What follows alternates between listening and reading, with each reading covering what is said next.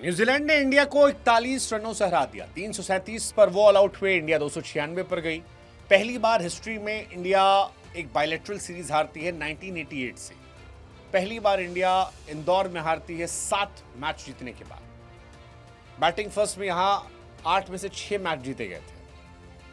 बहुत सारी हार है, बहुत सारे हार है, लेकिन सवाल यह है कि इंडिया की हार का जिम्मेदार कौन है?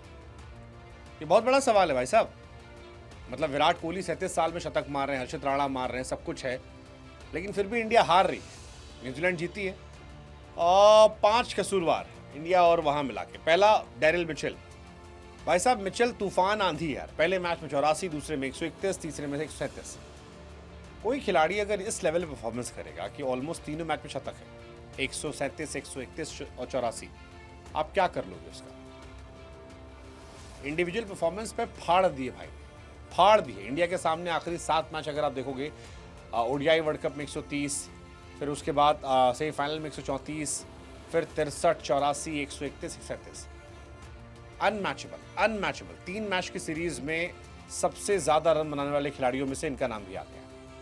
352 रन के, और ये बहुत बहुत बहुत बड़ी बात है, क्योंकि इस लेवल पे अगर आप खेल रहे हो तो कोई आपके आसपास नहीं है। और इन्होंने बताया, मतलब ओडीआई एवरेज इंडिया के सामने 74 का इनका है।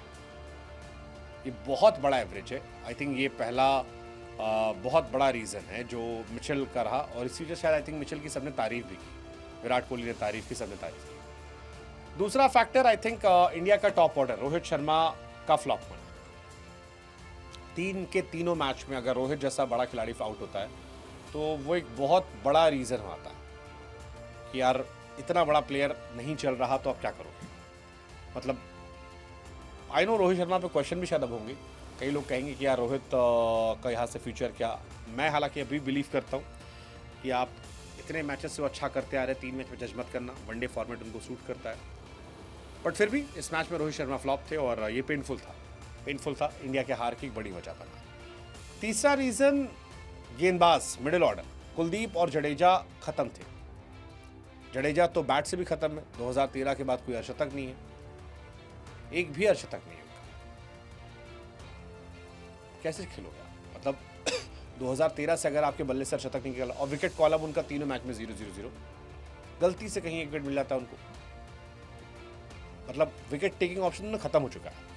कुलदीप जो इंडिया के सबसे प्रीमियम बॉलर थे, वो पिटाई हो रही उनकी। उनको विकेट तो मिल जाता है लेकिन वो बहुत पीटे जाते हैं, और उसका असर होता है कि इंडिया मैच हार जाती है। तो ये एक बहुत बड़ा रीजन था। अय्यर का फ्लॉप होना एक बहुत बड़ा रीजन था। अय्यर और रोहित दोनों अगर आउट होते हैं जल्दी तो ये एक बहुत परेशानी भरा सबब बन जाता है कि इंडिया कैसे खेलेगी, कैसे जीतेगी। सो आई थिंक श्रेयस अय्यर का भी फ्लॉप होना एक बहुत बड़ा रीज़न था इंडिया के हारने की वजह से।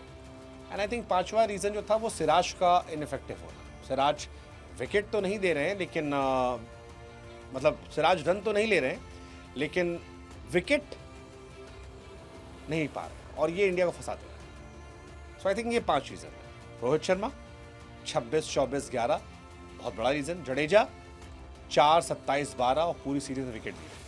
अय्यर 49, 8, 3।